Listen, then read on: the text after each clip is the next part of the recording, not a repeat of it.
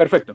Entonces, haciéndole continuidad a ese tema, recuerden que nosotros tenemos unos desempeños de la parte cognitiva, procedimental y actitudinal, pues hoy abordaremos de la parte procedimental. Y empezaremos entonces con un tema bien interesante en biología, que se trata de organismos modelo, y pues al final trataremos qué, qué es un virus. ¿Mm? Las generalidades de esta clase, pues el desempeño que vamos a tratar hoy, lo leo literal.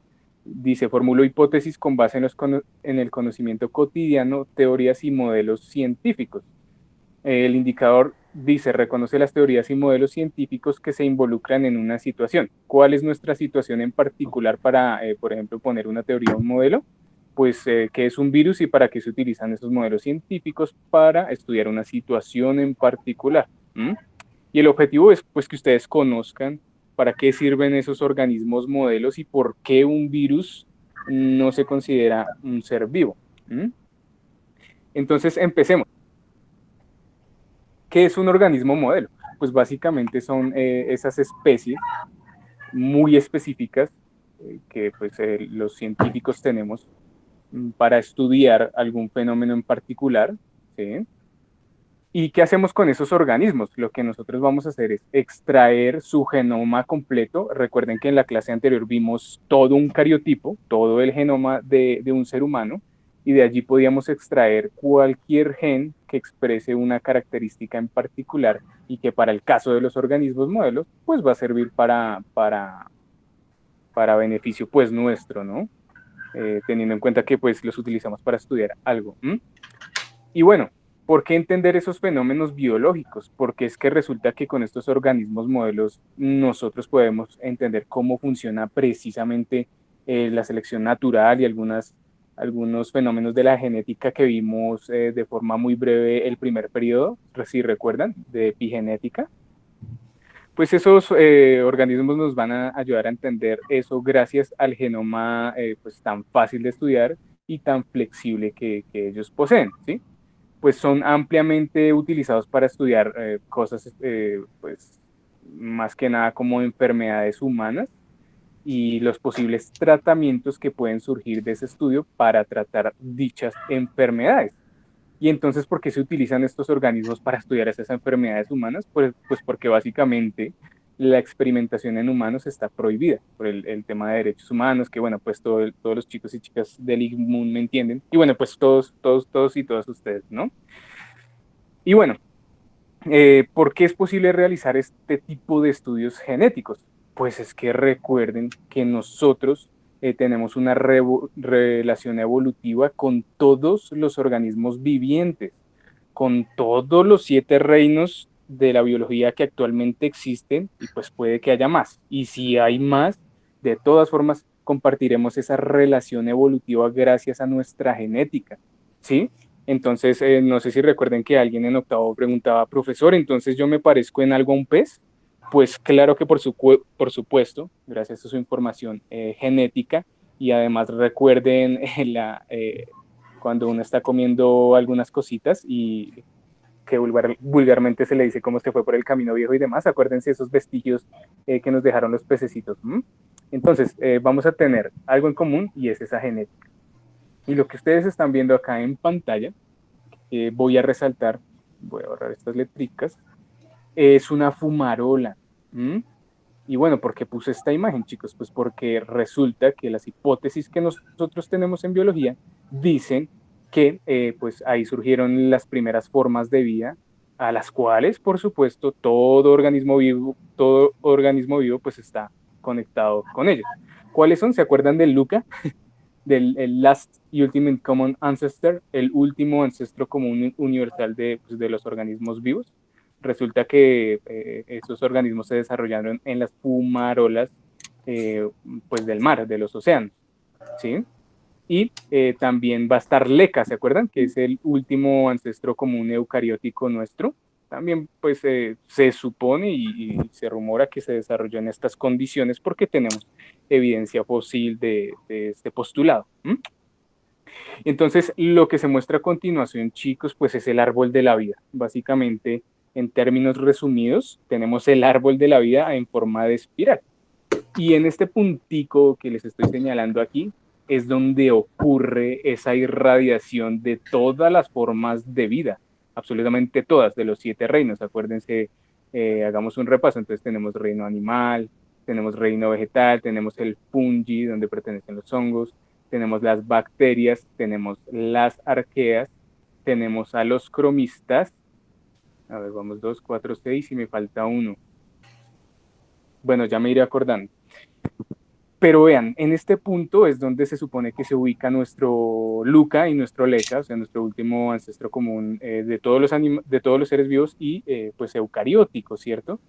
Y vean toda esa irradiación pues que ha tenido dentro de la evolución de todos los seres vivos hasta llegar pues a un punto en el cual estamos. Ojo, porque cuando ustedes checan este árbol dirán como, oh, ya tenemos todas las especies descubiertas y ya tenemos todo este tema evolutivo resuelto. No es así. Recuerden que gran parte del océano y bueno, muchas partes de la Tierra pues faltan por explorar y muchas especies se han extinto y pues nunca supimos que existieron. Pero bueno, ¿por qué les muestro esta imagen? Pues porque esta es la conexión más fiel. De esta forma uno puede entender esa conexión con todos los organismos vivos. Y entonces uno de ustedes me dirá, profesor, disculpe, ¿cuál es nuestro reino hermano respecto al animal? Pues se acuerdan que son los hongos, que tenían unas características particulares que se parecían mucho al genoma de los animales específicamente. Pues sí, son ellos. Y acá se ve de una forma como más ordenadita, sin embargo sigue siendo un esquema muy diverso, muy interesante. Y de esta forma se conecta absolutamente todo en un punto de origen y ahí se bifurcan o se diversifican todas esas formas interesantes de vida. Y entonces, bueno, ¿quién fue pues, el primer científico en utilizar esos modelos biológicos? Por supuesto que fue este señor, bueno, muchos le dicen Gregorio, lo utilizan en español, pero bueno, lo pueden decir como ustedes quieran. El hecho es que es Gregor Mendel, ¿sí? Este señor fue, pues, en términos resumidos de la historia de las ciencias, en biología, el que popularizó el tema de los organismos modelo. ¿Por qué? Porque pues ustedes recuerdan que utilizó las planticas de guisantes o arvejas, como se les llaman acá, para estudiar una cosa y solo una cosa. Cómo yo obtengo unos caracteres que se heredan de una generación anterior. ¿Mm? Entonces, pues a este señor se le atribuye como ese gran logro, que pues en el tema de la biología fue crucial. Entonces, este señor fue el precursor como pues de utilizar esos organismos modelo. ¿Mm? Y bueno, pues ¿cuáles son las características que deben tener esos modelos biológicos? Pues básicamente que sean de fácil mantenimiento. ¿Y eso qué significa?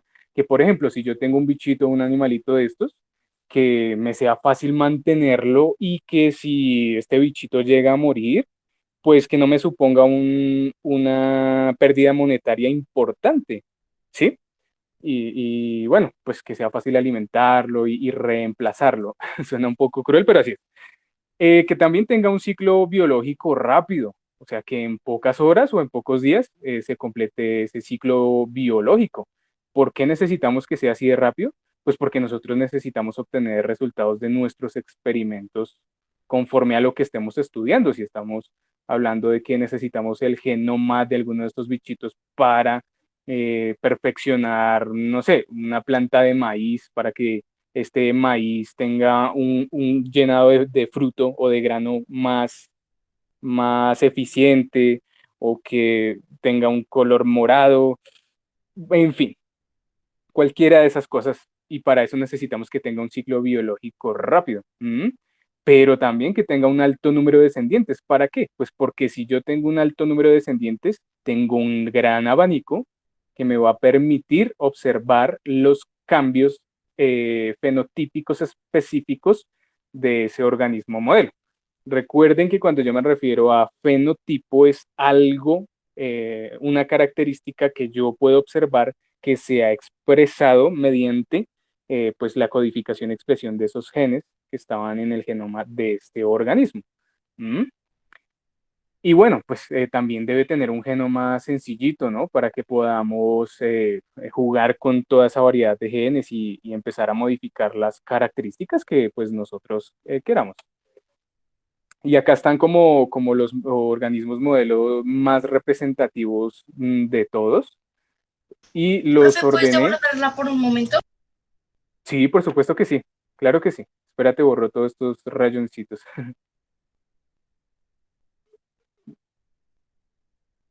Listo.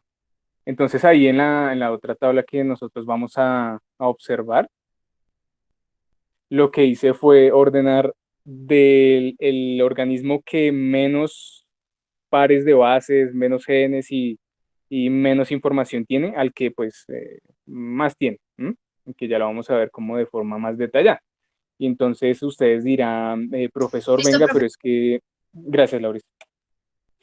Por ejemplo, maestro, disculpe, pero es que yo me acuerdo que usted nos puso a hacer acá un laboratorio con Drosophila melanogaster, mosca de la fruta. Maestro, disculpe, o sea que usted nos iba a poner es decir, nos puso a criar esas mosquitas para en el segundo periodo utilizarlas para hacer un proceso de mutación o algo así.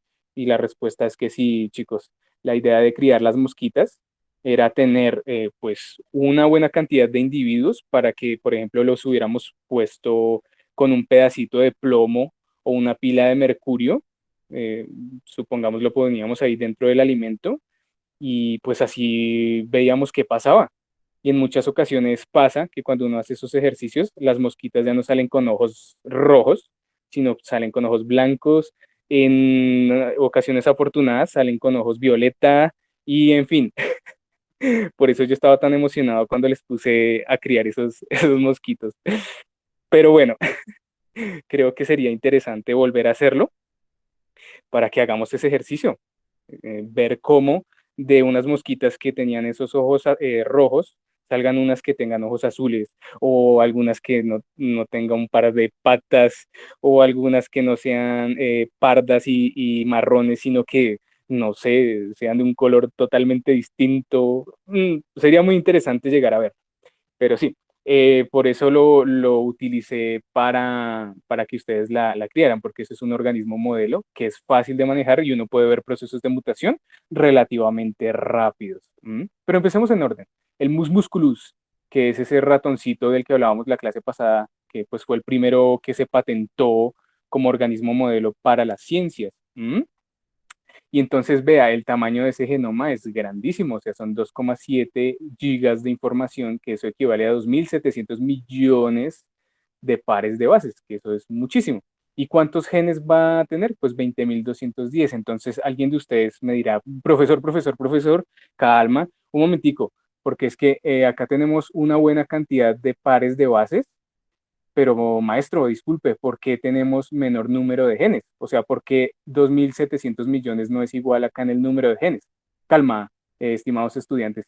Acuérdense que cuando yo hablo de pares de bases, estoy hablando de las bases nitrogenadas que se forman entre esas cadenas de azúcar fosfato. ¿M? Cuando yo hablo de número de genes, acuérdense, voy a hacer un rayoncito acá encima de la tabla. Un gen puede estar compuesto por varios pares de bases, ¿ok? Entonces por eso se reduce. Y acuérdense que yo puedo coger este gen que de pronto me puede codificar información para que mi mosca tenga unas alas de forma hexagonal. Y entonces a mí no me gustan las formas de ala hexagonal y yo quiero que las tenga de forma triangular. Pero pues obvio que lo puedo hacer y suena como muy utópico, pero sí, se puede hacer. Obviamente que vamos a necesitar de varias generaciones para llegar a lograrlo, pero se puede. Y bueno, la mosquita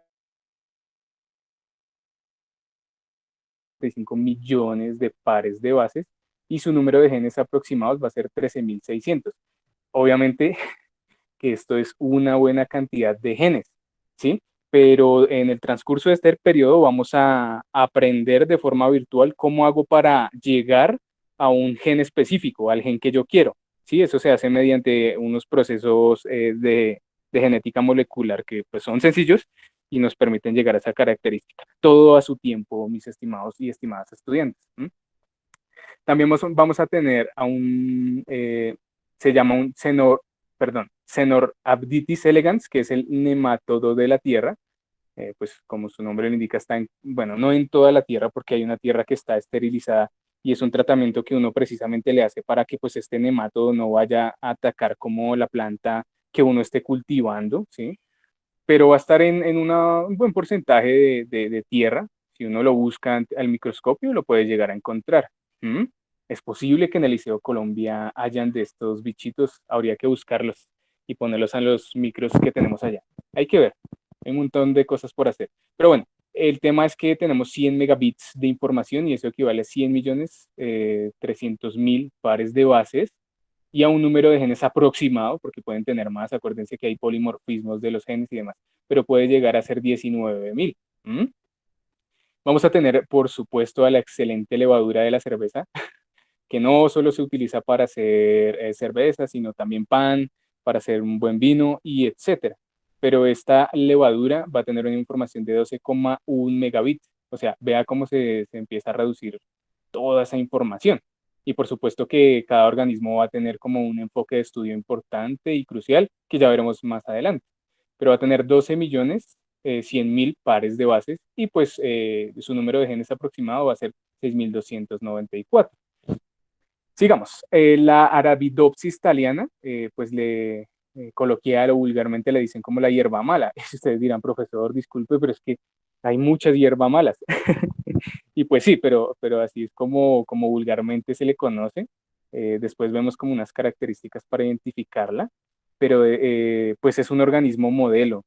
Y este organismo es vegetal, uno lo puede exponer, por ejemplo, a radiación, puede ver los cambios que puede llegar a tener en sus flores, frutos y demás. ¿Mm? Y su información consta de 135 megabits, que eso equivale a 135 millones, y el número de genes aproximado 27.655. Entonces acá tenemos una clara diferencia, ¿cierto? Porque, ojo, a pesar de que este número de genes se vaya reduciendo conforme a la tabla, vea que tenemos más genes con respecto a otras especies. De hecho, es la especie que más genes tiene. Entonces, ojo, porque uno de ustedes me dirán, ah, profesor, o sea que el número de pares de bases no es definitivo para el número de genes aproximado y pues obviamente la respuesta es que no, depende de la especie. ¿Listo? Y ya por último, para terminar, pues tenemos a la Escherichia coli, que es una bacteria que vamos a tener todos en los intestinos, que ojo, dentro de nuestros intestinos es buena, es chévere, es benéfica, porque nos va a ayudar a asimilar una buena cantidad de alimentos, pero externamente puede llegar a ser patógena, o sea, nos puede hacer daño. ¿Por qué? Pues porque esta bacteria básicamente, cuando está en nuestro organismo, va a actuar de una forma simbiótica, ¿sí? Va a estar unida también a los receptores de membrana de nuestras células del epitelio intestinal y entonces va a ser un intercambio de elementos, pero cuando ya nosotros hacemos el tema de evacuación de desechos sólidos, esa bacteria va a estar en otro ambiente que no va a tener las mismas condiciones que el intestino delgado, ¿sí? Entonces, pues la bacteria le toca automáticamente empezar a cambiar su metabolismo. O sea, ya va a metabolizar otras cosas que no van a ser tan buenas para nosotros. ¿M? Y ya por último tiene 4,6 megabits, que equivale a 4.600.000 pares de bases y a 4.288 genes. Entonces ustedes dirán como, uff, profesor, pero ¿para qué toda esa mano de datos? Resulta que pues esta mano de datos es bien importante si nosotros llegamos a hacer pues un estudio o un ejercicio virtual para determinar qué genes nos pueden llegar a servir si es que los queremos modificar. Entonces es bueno tener esos daticos a la mano. ¿M? Entonces empecemos por el mus musculus. Ojo, porque mus musculus es la especie que se ha utilizado para el tema de la experimentación en laboratorio. Pero acuérdese que la subespecie mus musculus domesticus es ese ratoncito casero que es una plaga. ¿M? Y acuérdense que es muy diferente un ratón de una rata, ¿cierto? Y la rata es de otra especie y también pues mayor en tamaño. Bueno, en fin, para hacer la claridad. Lo que pasa es que este mus musculoso, este ratón, tiene una gran relevancia científica para nosotros, porque ¿cómo les parece que se va a utilizar en la investigación de enfermedades cardiovasculares. Es decir, a este ratoncillo le vamos a implantar unos genes responsables por ejemplo, unas enfermedades que resultan en fallas cardíacas o por condiciones ambientales que se llegan a expresar, que eso se llaman unas enfermedades autosómicas. Calma, ya lo vamos a ver con más tranquilidad, ¿sí? Pero a este bichito le van a poner esos genes para que tenga esa reacción y entonces empezar a ver cómo nosotros, los científicos de octavo y científicas, solucionamos el tema de esas enfermedades cardiovasculares mediante la manipulación de esos genes. ¿M? Pero ojo, porque también vamos a jugar con el páncreas de ese ratoncillo. ¿M? Entonces vamos a intentar solucionar el tema de la asimilación del azúcar en las personas que padecen de diabetes mediante la creación de un tratamiento efectivo que potencie las células beta de el páncreas de la persona que padece esa diabetes. Eso lo podemos hacer. Básicamente lo que estamos haciendo es magia aquí. ¿M? Pero ojo porque también podemos tener trastornos neurológicos y pues prácticamente jugaremos con el sistema nervioso central de ese ratoncito. ¿M? También trataremos diferentes tipos de cáncer, o sea que estos bichitos van a estar expuestos a radiación continua, a alimentos que pueden ser cancerígenos y bueno, una cantidad de cosas para como empezar a estimular esos oncogenes. Calma, también vamos a ver el tema de oncogenes porque se presenta mucha confusión, entonces muchas y muchos estudiantes dicen como, profesor, discúlpeme, es que a mí me han dicho que yo nazco con el cáncer y después se me desarrollan. Ojo, eso es un tema de mucho cuidado que trataremos como en la tercera sesión cuando estamos hablando de traducción y transcripción de proteínas. Todo a su tiempo, bueno. Y por supuesto, en ingeniería genética lo vamos a tener porque nosotros, como científicas y científicos de octavo, por ejemplo, queremos potenciar, no sé, la producción de leche de alguna vaca o hablemos de algo más siniestro, el rendimiento muscular de algún atleta. O sea, nosotros estamos cerca de hallar un alimento proteínico para potenciar el rendimiento de un atleta que ya tenga fibras intermedias, o sea, fibras musculares rojas y blancas. Acuérdense que las fibras intermedias son las que le dan el rendimiento a un deportista. Entonces nosotros como científicas y científicos de octavo empezamos a mirar cómo este ratoncito en los músculos, perdón, creamos un alimento para que lo asimile y sus músculos se potencien y después pues empezar a hacer un proceso bioético para ver si nos lo permiten aplicar en humanos y así tener atletas más eficientes. Que obviamente no sé qué tan aprobable sea en el campo de los deportistas, pero yo sé que no, pero pasa, ustedes lo saben.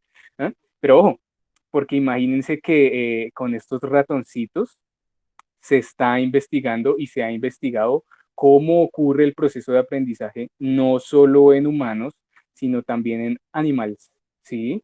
Y entonces, ¿cómo les parece, chicos y chicas, que a estos bichitos se les ha introducido un par de electrodos en su cráneo, ¿sí? Y entonces a estos electrodos se les va a Four, six, conectar five, four, dos, six, five, five dos is not estímulos available. At the eléctricos tone, please para record que your haya message. una When you reacción have en él finished y recording, you may determinar hang up or cómo press 1 for ocurre el more proceso options. de aprendizaje. Pero alto, no solo eso vamos a determinar, sino que vamos a tener la capacidad de borrar los recuerdos de este animal. ¿Ah? Y entonces por eso puse aquí la imagen de los Men in Black, de los hombres de negro, que se acuerdan que presionaban este bichito y soltaba como una especie de flash y la persona le decían como, no viste nada. Es decir, aquí pasó algo muy extraño, pero queremos que lo olvides. Cuando pasen 2 minutos, te irás a casa como si nada. Sí, eso se puede hacer, pero en ratoncitos. ¿M? Y está comprobado. Es un artículo al que le tenemos que dar lectura. Yo se los voy a explicar de forma muy breve, pero estimados y estimadas estudiantes, estos ratoncitos nos han servido para entender cómo aprenden los animales, cómo aprenden los humanos y cómo podemos llegar a borrar recuerdos. Y ustedes me van a decir, maestro, pero ¿por qué querríamos borrar recuerdos de nosotros?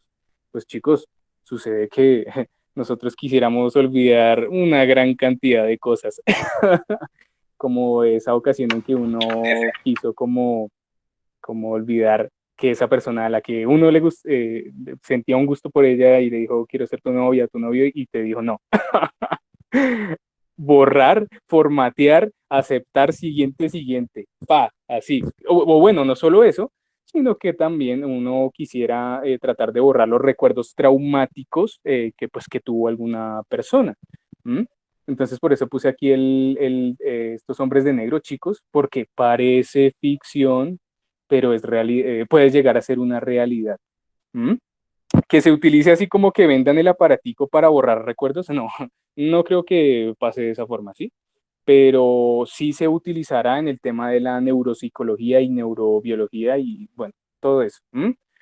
Y entonces también les pongo esta imagen de tal vez todas y todos han visto la peli, Un eterno resplandor en una mente sin recuerdo, bueno, algo así, que básicamente el personaje se quiere borrar unos recuerdos de la chica porque la llegó a amar mucho y entonces ya no quiere sufrir por ese dolor y contrata a una agencia súper clandestina que se compromete a borrar esos recuerdos. Bueno, es una cosa que puede estar pasando en cualquier momento. ¿Mm? Sigamos con Drosophila melanogaster. Y entonces, vea, puse esta imagencita aquí porque no recuerdo qué estudiante fue el que me preguntó que cómo se reproducían las moscas, ¿sí? Y entonces yo les decía, no, pues es de una forma muy básica. Ojo porque una Drosophila melanogaster o una mosca del vinagre no se va a poder reproducir con una mosca doméstica, ¿sí? ¿Por qué, chicos? Porque es que respecto al tema de los artrópodos, acuérdense que dentro de artrópodos If tenemos you are satisfied with crustáceos, your message, press tenemos 1. To listen to insectos, your message, press 2. To tenemos erase and arañas y re-record, bueno, press 3. el resto de, Profe, de artrópodos profe, que allí tenemos, pues, ¿verdad? Pero ya. esta Are you mosquita still there? If no you se are va a poder satisfied with your reproducir con message, una press mosca 1. To doméstica, listen to your message, Profe, press porque es 2. To profe, erase que and los insectos profe, re-record, tienen press 3. profe, específicamente profe, profe, ¿sí? Are you still there? If you are satisfied with profe, your hay un message, número de press salida 1. To listen to your message, press 2. To erase and re-record, 3. Press. Oye, sí, Sorry bueno, se you me are having interrumpió un poco trouble. Your ¿Quién message está has been hablando? sent. Please try again later. Goodbye. Goodbye. Sí, creo que alguien está llamando. Pero bueno, sigamos. Entonces, Es un norteamericano eso, que más uno. Profe, ¿qué es eso? chicos, silencien su micrófono para continuar, por favor.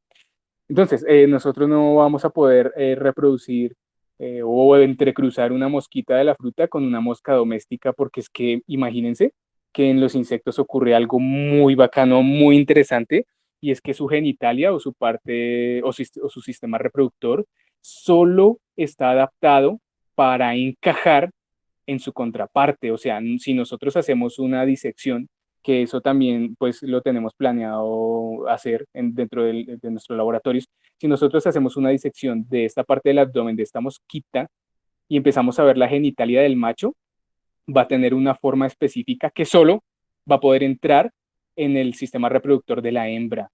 O sea, no va a poder entrar en el sistema reproductor de la mosca doméstica. Y entonces uno de ustedes me dirá, maestro, disculpe, es que nosotros en primer periodo vimos variabilidad biológica. Maestro, o sea que usted cuando se refería a que hay unas barreras sexuales que permiten sesgar la variabilidad biológica, ¿se refería directamente a eso? Pues yo les diría, sí, estimados y estimadas estudiantes. A eso me refiero. Hay unas barreras reproductivas que pues no permiten el flujo genético entre más especies, que eso pues de cierta forma como que restringe ese flujo, pero puede presentar más ventajas. ¿Mm? Sigamos. Y entonces, vea, esto era lo que hubiera podido resultar de nuestro experimento poniéndole una pila de mercurio de esas que se utilizan para los relojitos a nuestras moscas o un pedacito de plomo chiquitico para que pues no nos vaya a afectar tampoco a nosotros, ¿sí? Hubiera ocurrido algo como esto, que hubiéramos tenido unas mosquitas con ojos rojos, con el Sharingan, y nos hubiera resultado unas mosquitas blancas con el Rinnegan, o sí, bueno, los que han visto Naruto Shippuden me entenderán. Pero bueno, básicamente es que vamos a tener mosquitas con color de ojos diferentes o con rasgos morfológicos muy diferentes por la influencia de esa pila de mercurio que le hubiéramos puesto o de ese pedacito de plomo. ¿Mm?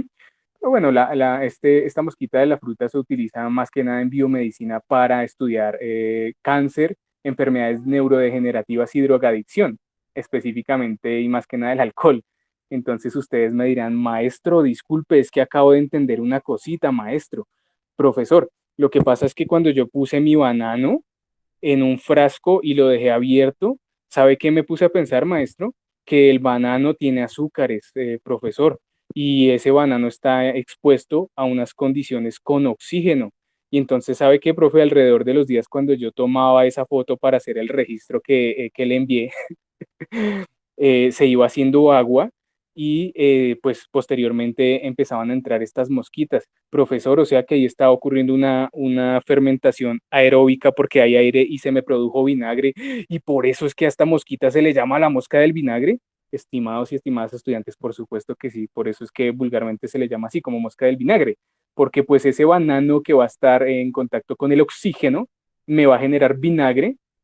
Ese vinagre, pues por supuesto, tiene una capacidad de generar como moléculas de olor y acuérdense que los insectos respiran, respiran o captan, no respiran, perdón, discúlpenme, captan los olores mayormente por las antenas. Y entonces ese bichito donde sea que esté va a detectar ese banano y va a llegar ahí para reproducirse y alimentarse y demás. Y entonces otro o otra de ustedes me dirán, maestro, disculpe, es que cuando usted se refiere a enfermedades neurodegenerativas y al alcohol, ¿será que el sistema nervioso de este insecto sirve para eso porque mantiene consumiendo, por ejemplo, también desechos de alcohol? Porque, profe, imagínese que cuando yo dejo una copa de vino o una cerveza abierta, este bichito o esta mosquita llega también como a tomar un poco de este alcohol. Pues chicos y chicas, recuerden que los animales también tienen esa conducta o esa necesidad de sentir placer con alguna otra sustancia, en este caso la mosquita del alcohol. Es un poco chistoso decirlo, pero es un toquecito alcohólica. Por eso se utiliza para el tema de la drogadicción, porque sus genes ya están programados para tener una respuesta cuando el alcohol ingresa pues a su organismo. Sigamos con Escherichia coli. Vea, aquí les tengo una imagen de cómo se ve realmente. Acuérdense que tenemos que hacer cultivo bacteriano para ver si una bacteria es gran negativa o gran positiva. Que acuérdense que se va a teñir de un rosadito, un fucsia, como quieran, o de un azulito si es gran positiva o gran negativa. Tranquilos, eso lo veremos después. Pero ¿por qué es importante esta bacteria que está en nuestros intestinos para la investigación médica y la biología molecular? Pues imagínense que gracias a esta bacteria muchos científicos han recibido premios Nobel y bueno, no solo premios Nobel, sino también reconocimientos y premios que en términos de la biología como ciencia son súper importantes, ¿sí? Y pues es que esta bacteria como crece tan rápido, como tiene una morbilidad o flexibilidad genética tan alta, pues vamos a poder estudiar fácilmente el tema de recombinación genética. Uno o una de ustedes me dirá, ah, maestro, ¿cierto que eso ocurre en meiosis solamente? Yo le diría, sí, claro que sí, amigos y amigas. Y entonces también vamos a poder estudiar transcripción del ARN, ¿sí? Porque pues el organismo es muy sencillito de estudiar respecto pues a estos procesos, como también es lo de la replicación y la regulación génica, que es muy emocionante cuando hablábamos el tema de epigenética, que pues el tema de epigenética, otra vez para resumir, son esas condiciones ambientales que determinan la expresión de los genes de cualquier individuo o ser vivo que esté pues expuesto a esa presión del medio. Eso es evolución y pues tendremos que tocarlo en nuestro tema de genética. ¿Mm? Y bueno, solo puse esos tres organismos como para acelerar, para que ustedes entendieran cuál era la importancia, ¿sí?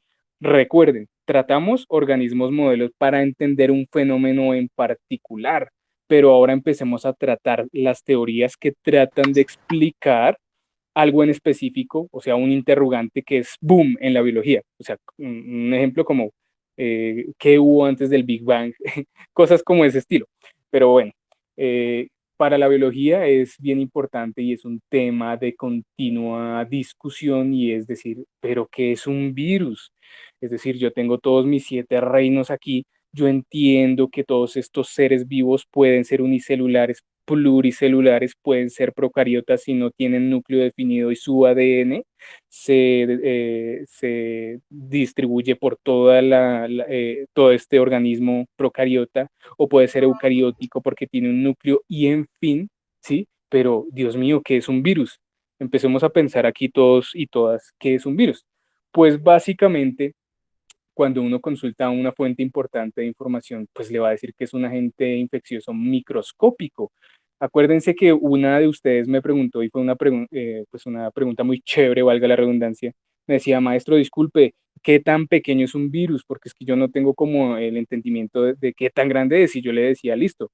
Ojo, porque pues hay virus más chiquitos, hay unos mucho más grandes, y en fin, pero un tamaño estándar de comparación que yo les puedo volver a repetir es, imagínense que ustedes tienen un esfero o un lápiz completo, ¿cierto? Y estamos en la Torre Colpatria, al frente de la Torre Colpatria. El tamaño que tiene la Torre Colpatria es el tamaño de una célula normal, ¿sí? Y lo que ustedes sostienen en sus manos, bien sea un bolígrafo o bien sea un lápiz, es el tamaño del virus. Entonces una o uno de ustedes me dirá, maestro, de razones que estos virus pueden entrar con gran facilidad a través de nuestros receptores de membrana. Ya entendí, gracias, maestro. ¿Mm? Y bueno, básicamente este virus va a ser acelular porque pues no tiene una célula, una membrana que lo esté protegiendo, pero sí tiene una estructura que lo protege, que ya lo vamos a ver. ¿Mm? Y entonces, pues este viritus, cualquier tipo de virus, se va a reproducir solo dentro de las células de otros organismos. Acuérdense que pues no van a atacar solo a los humanos, sino, dime, ¿alguien habló? Profe, una pregunta. ¿Es verdad que el coronavirus, o sea, como que nació, no sé cómo se diría, por un murciélago? Mi chinita, si quieres ahorita te contesto para que no se alargue la grabación.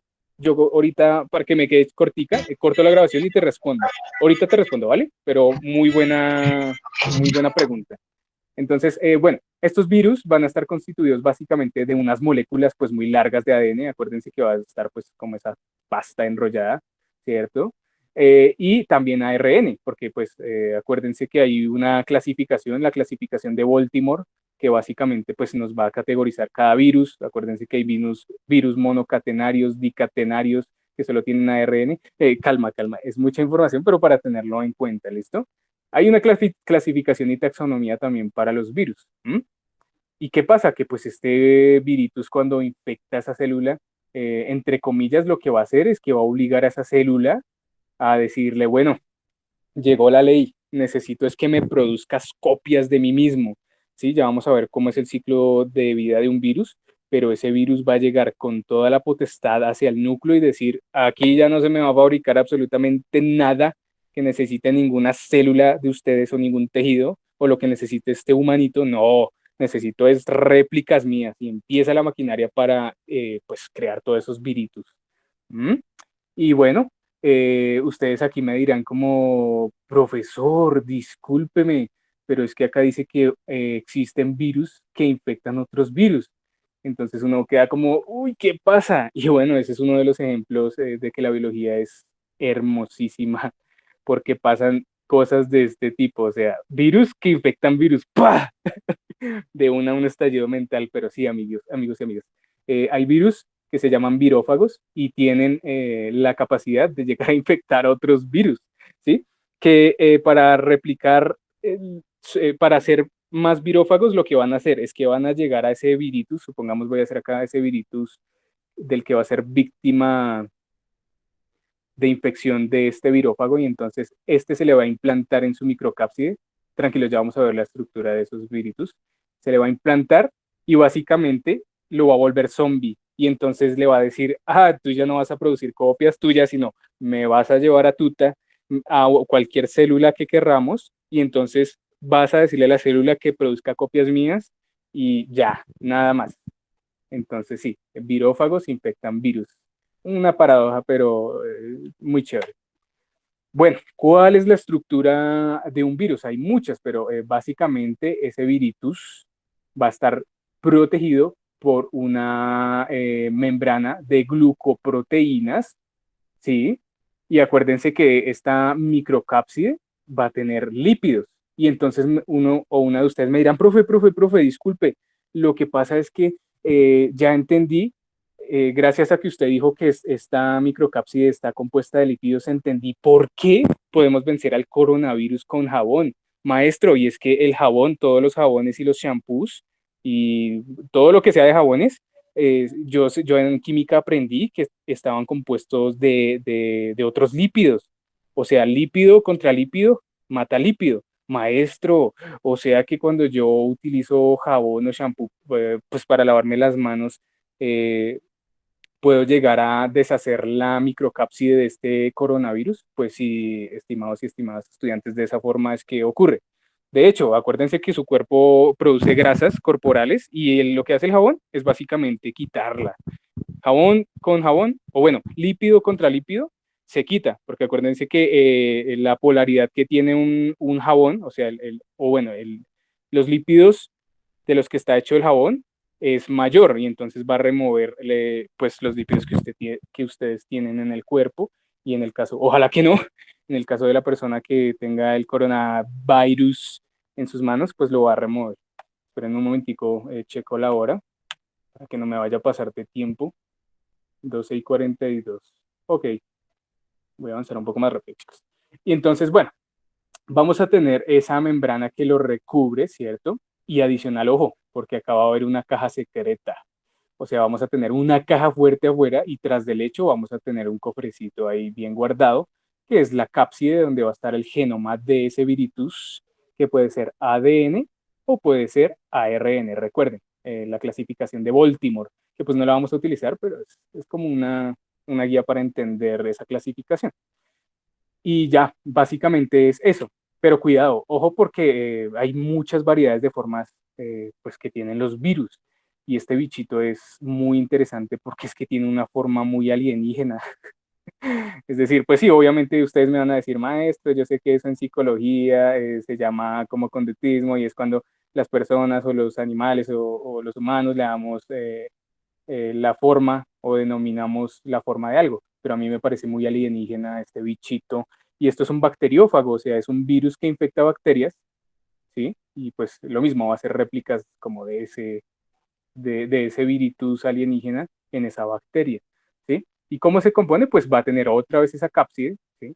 En esta parte superior que le denominan cabeza, va a tener su material genético, si es ADN o ARN, va a tener un cuello que sostiene esa cápside, una cola de proteínas que se proyecta a una parte inferior que guarda más o menos como una estocada para poder atravesar esa pared gruesísima de las bacterias, porque acuérdense que las bacterias también tienen pared celular, no solo los vegetales tienen pared celular. Bueno, y va pues a penetrar en esa super pared gruesísima de glucoproteínas y va a tener estos puntos de anclaje para poder llegar pues a esa información genética que tiene este virus, ¿sí? Y acá les tengo una imagen real. Entonces, pues me dirán, profesor, ¿eso es en microscopio? Sí, pero no, no es un microscopio óptico, sino un microscopio electrónico de barrido,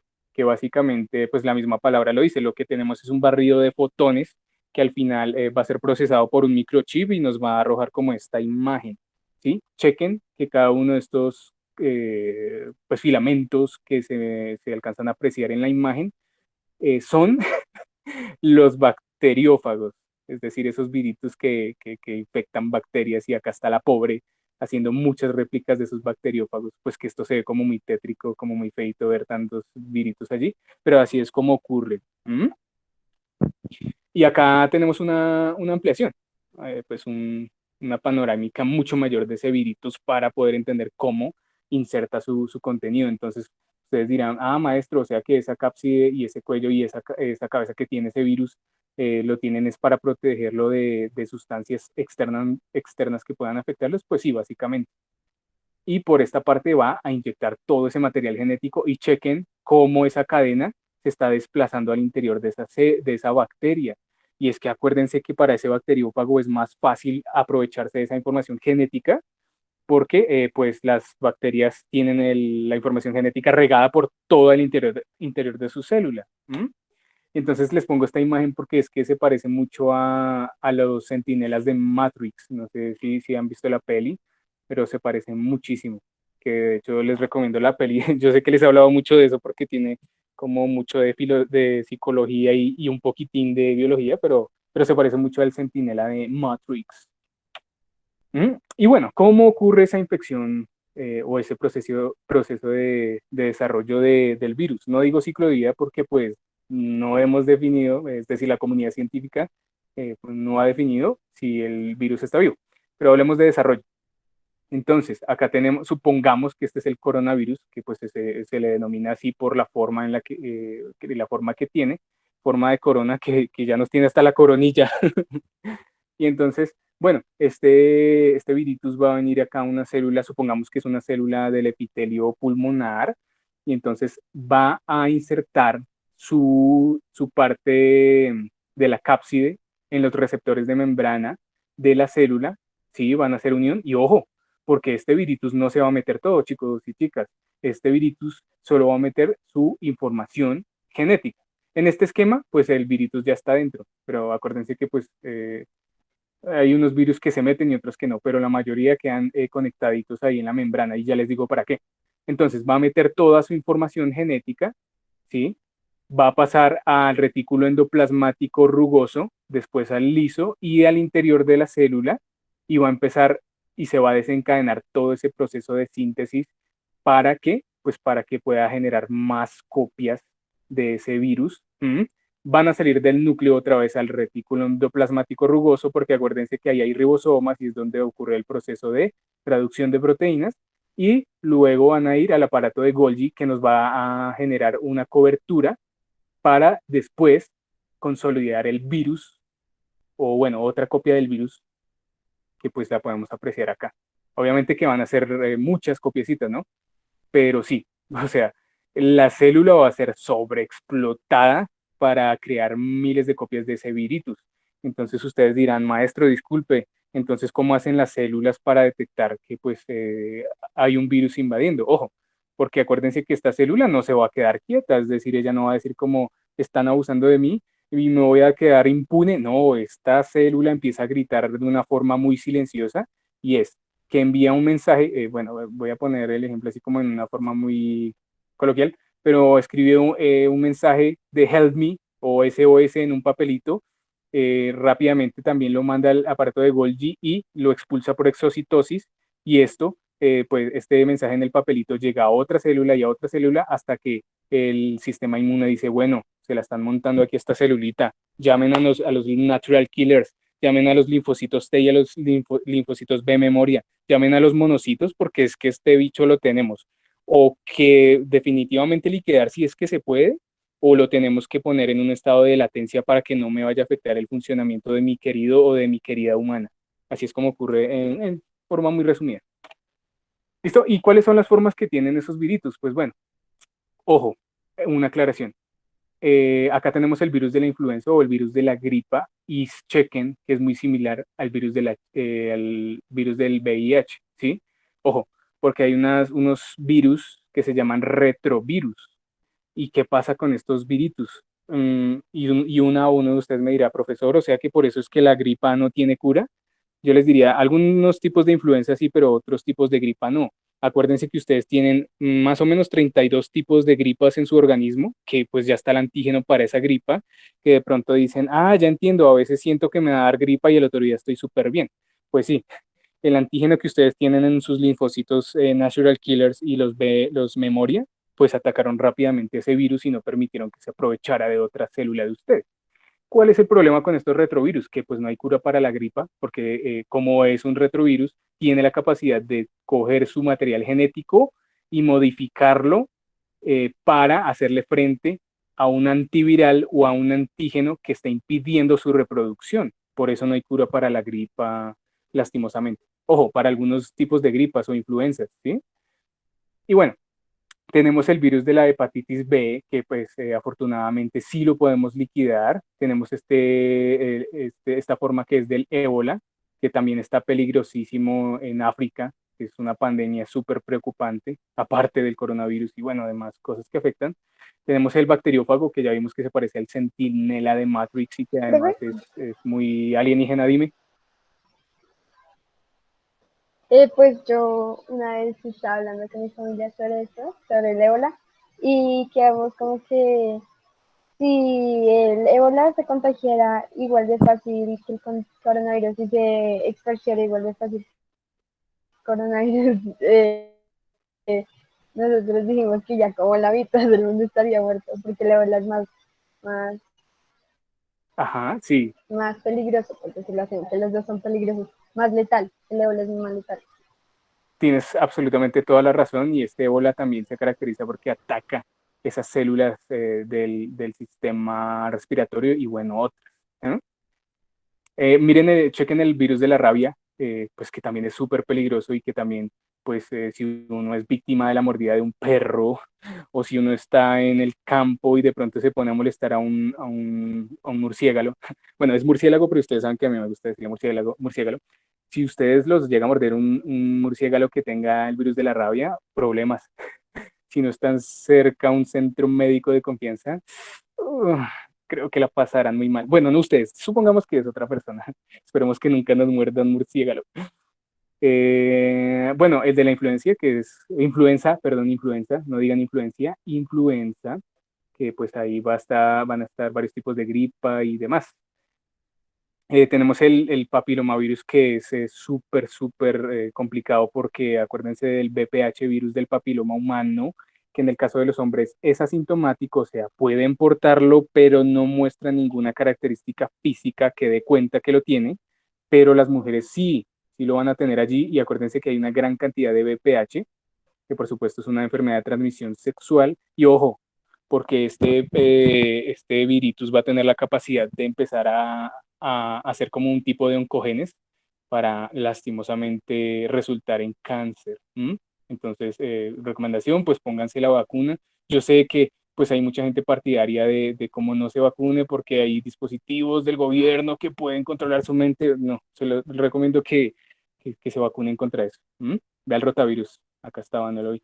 ¿Sí? Y va a estar el tema del virus herpes que nunca se va a poder eliminar del organismo, ¿sí? ¿Y cuál es el ejemplo más contextual? A lo que la gente le suele llamar fuegos en la boca. ¿M? Esos fuegos en la boca son herpes, el herpes labial. Y una vez la persona se infecte pues de este virus, va a tener en varias etapas de su vida los denominados fuegos. ¿M? Entonces es un virus que va a estar allí presente.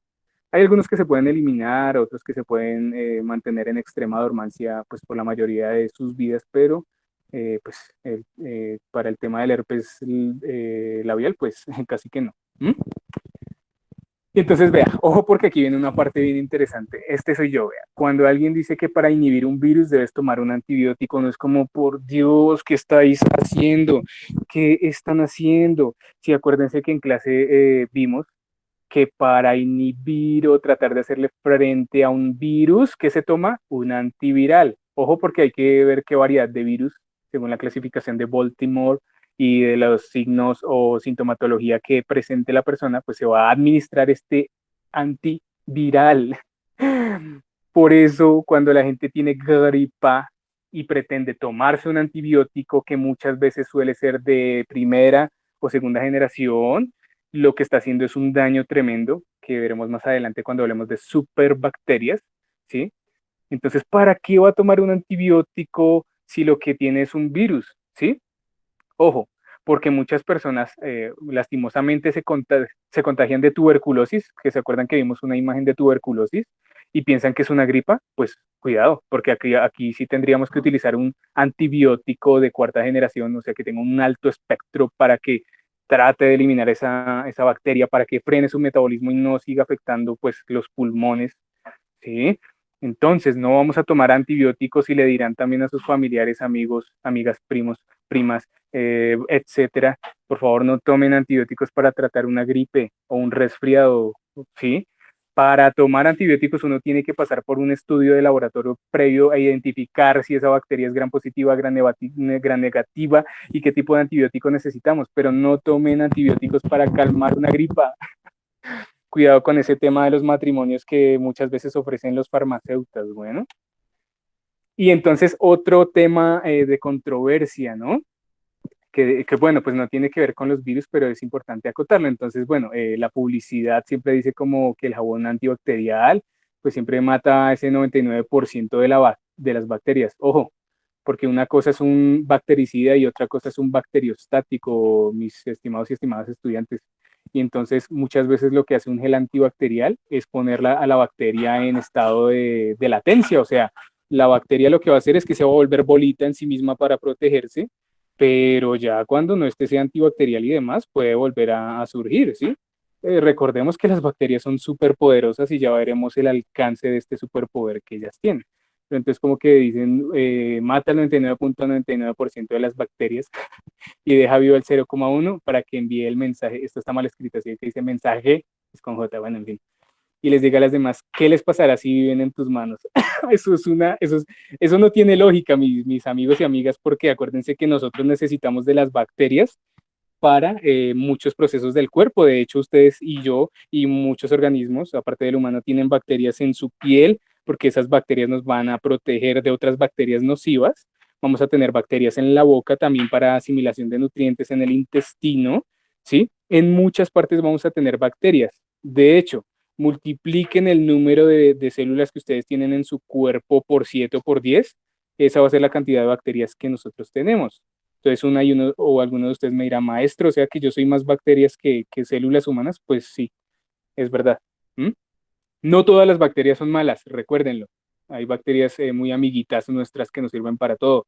Solo un pequeño porcentaje de bacterias es nocivo y nos va a hacer daño, ¿sí? Pero no porque tengan la intención de hacernos daño, simplemente que sus metabolitos pues son tóxicos para nosotros y algunos animales. ¿Mm? Ahora, volvamos al tema de los antibióticos, y es que es preocupante porque imagínense que la ONU declaró una crisis de salud mundial y es por las superbacterias. Y no solo es por esa gente que toma antibióticos para curarse o, bueno, quitar los síntomas de una gripa, sino porque esos antibióticos se están utilizando en la comida. ¿Ya me entienden? ¿Qué implicaciones tiene eso? Pues que cuando una persona que se dedica a la actividad agropecuaria y tiene un montón de vacas y no quiere que estas vacas se le enfermen, y pues le va a aplicar una serie de antibióticos que en su mayor parte los dosifican mal y empiezan primero por la tercera generación y se empieza por la primera. Si la primera, el antibiótico de primera generación no funcionó, pues pasemos a la segunda. Si este no tuvo efecto, pasemos a la tercera, y así. Esa es la lógica de utilizar antibióticos. Pero no, ellos de una van al número 4, al de más amplio espectro. Y entonces, pues estas bacterias, acuérdense que en un segundo, en un minuto, en un día, vamos a tener miles de bacterias, ¿sí? Que van a tener la posibilidad de pasar se me olvidó el nombre su plásmido. Acuérdense que el plásmido es ese rollo sagrado del Nilo que ellos se pasan entre ellas para adquirir el secreto para ser resistente a ese antibiótico, ¿sí? Entonces, eso es lo que va a pasar. Vamos a tener muchas bacterias súper fuertes a estos antibióticos de amplio espectro. Y entonces ustedes dirán, profesor, pero si nosotros somos científicas y científicos de octavo que podemos utilizar el mus musculus, un ratón, una drosófila y crear un antibiótico nuevo. Sí, yo sé que se puede, pero ojo porque estamos hablando de superbacterias, de estas chicas que tienen información crucial para sobrevivir unas a otras. Acuérdense que una bacteria puede hacer eso, hacer un pergamino de instrucciones genéticas y pasárselas de unas a otras para que sobrevivan. Entonces, ojo porque la ONU en serio declaró esa alerta de crisis mundial por las superbacterias. Y entonces, vea, vamos a tener dos tipos de personas con diferentes reacciones. Por ejemplo, creo que sería yo. Cuando te enteras que las superbacterias terminarán con tu vida, pues triste, va a ser un tema muy triste, ¿no? Pero hay otros que pues como que no les importa, ¿no? Entonces, si las superbacterias me van a matar, que me maten, pero bien borracho. Hay gente así. Y ojo, aquí una pequeña reflexión. Entonces, esta imagen es chévere porque es cierta. Entonces dice, cuando te sientas solo, recuerda que hay millones de bacterias que viven en tu cuerpo y que significas mucho para ellas. Y es verdad. Nosotros dependemos de las bacterias de algunas y ellas dependen de nosotros. Bueno, algunas. Ah, y bueno, esto era un laboratorio pues, que pretendíamos hacer. Acuérdense que hay dos tipos de bacterias que podemos identificar, gram positivas y gram negativas. Pongo esta imagen para refrescarnos un poquito de la teoría y entonces pues vea, nosotros veríamos a las bacterias de esta forma y ellas, si es que estuvieran ya vivas, porque pues ya no van a estar vivas, van a estar dormiditas allí, nos verían de esta forma. Y, ok, otro de los mitos que se suele como extender cuando se cae la comida al piso, ¿no? Entonces vea esta imagen tan chistosa, ¿no? Entonces cuando las bacterias se enteran de que tu comida cayó al piso, entonces pues la gente dice como, las bacterias se van a subir a mi comida, van a ir corriendo, obviamente eso no va a ser posible, ese margen de los 10 segundos o 5, ¿sí? De contar y levantar la comidita del suelo, pues ojo, ojo, porque no solo van a haber bacterias en el suelo, sino también parásitos que pueden estar ahí a la espera para pues subirse, o no subirse, no, pues simplemente le cayó la partícula de alimento y por que se quedó pegada, pues algún huevo de algún parásito intestinal se lo llevó y sorpresa, contrajo un gusano intestinal o bueno, demás, pero no solo van a ser bacterias y además, ojo, porque pues ustedes van a tener todo un sistema inmune que los va a proteger, ¿sí? Y el primer pues, órgano que se va a encargar de eso son las amígdalas, el primer sistema de defensa. Bueno, y ya para finalizar y bueno, volver al tema del virus, ¿por qué un virus no se considera un ser vivo en la biología? Pues porque básicamente no va a cumplir con los postulados de la teoría celular. Y pues, ¿qué dice la teoría celular? Que la célula es la unidad estructural y funcional importantísima para la supervivencia de los seres vivos. Y pues ocurre que un virus no tiene una membrana que lo haga una célula procariota o eucariota. ¿Mm? Y bueno, pues los científicos no nos hemos puesto de acuerdo si un virus tiene o no vida, porque pues necesariamente para que tenga vida, el virus tiene que ser mortal, ¿sí? Pues para que haya un punto de tiempo que no diga ya, su ciclo de vida llegó a su fin, pues no se puede terminar, ¿sí? ¿Y por qué no se puede terminar? Pues porque básicamente es como el ADN, o sea, uno podría decir, oiga, el ADN está vivo, pero ojo porque el ADN se está moviendo por unas reacciones físicas y químicas, ¿sí? ¿Se acuerdan del potencial de electronegatividad, potencial de ionización? Bueno, todas esas cosas. El ADN se va a estar moviendo por eso y el virus también, entonces es como muy difícil decir si un virus está vivo, pero de todas formas, ojo porque el virus está actuando sobre células para replicarse y mantenerse como pues en un espacio y tiempo determinado, ¿sí? Y tengan cuidado porque un virus puede estar estático. Acuérdense del virus de la gripa. Hay muchos tipos de virus de gripa que cuando ustedes como se dice vulgarmente, se reducen sus defensas, los virus se liberan como de una pequeña bolita o de una celdita en la que han sido encerradas por el sistema inmune, porque hay unos virus que no se dejan matar tan fácil, y entonces este virus empieza otra vez a actuar. Chun, chun, chun, ¿m? Entonces pueden estar estáticos en letargo o en dormancia, esperando la oportunidad perfecta para poder salir y atacar. Pero pues si tienen un sistema inmune efectivo, van a poder defender. ¿Mm? Un bonus, mis queridos y queridas estudiantes, para ya terminar. Ocurre que también hay una cosa que se llaman priones, ¿sí? ¿Y qué es un prión? Pues básicamente es una larga cadena de información genética que va a alterar las funciones normales de cualquier organismo. Y entonces estos priones, como van a estar constituidos de proteínas, van a crear unas moléculas aberrantes, o sea que van a interrumpir en el proceso de expresión, traducción y transcripción de proteínas. Y pues eso básicamente que desencadena una mala función de cualquier organismo al que infecta. Y entonces acá pongo esta vaquita porque ocurre que hay unos priones que causan una cosa que se llama encefalopatía espongiforme bovina y va a afectar directamente a las vacas. Ojo, porque si nosotros, bueno, esperemos que nunca, que ninguno de nosotras ni ninguno de nosotros llegue a comer carne infectada con priones. En el caso de que eso llegara a ser posible, esta carne infectada tiene priones y entonces esos priones nos van a de alguna forma hacer tener los síntomas de las vacas locas. Encefalopatía espongiforme bovina. Entonces nuestro cerebro de a poquiticos se va a empezar como a solidificar y literal nos empezaremos a volver locos, a estrellar la cabeza con todo lado, bueno, en fin, una cantidad de cositas raras, ¿no? Y esa encefalopatía espongiforme bovina sí se puede transmitir fácilmente por carne contaminada. ¿Mm? Eh, bueno, hay otra que se llama enfermedad de desgaste crónico, que se llama la enfermedad del ciervo zombie y básicamente pues va a afectar a los ciervos y los va a hacer actuar pues de una forma muy rápida. Entonces se llama así enfermedad de desgaste crónico porque chequen cómo este pobre ciervito pues ya está al borde del colapso, ya no distingue la realidad. Bueno, si es que la distingue, eso es una pregunta para filosofía, creo, para biología, filosobiología. Pero entonces chequen cómo este prión desgasta a este animal y termina pues por acabar con su ciclo y existencia en este mundo. Bueno, hemos acabado. Espero que les haya gustado muchísimo. Voy a cortar la grabación para que no se me extienda. Ahora sí, ronda de preguntas. Sé que tienen muchas preguntas. Adelante.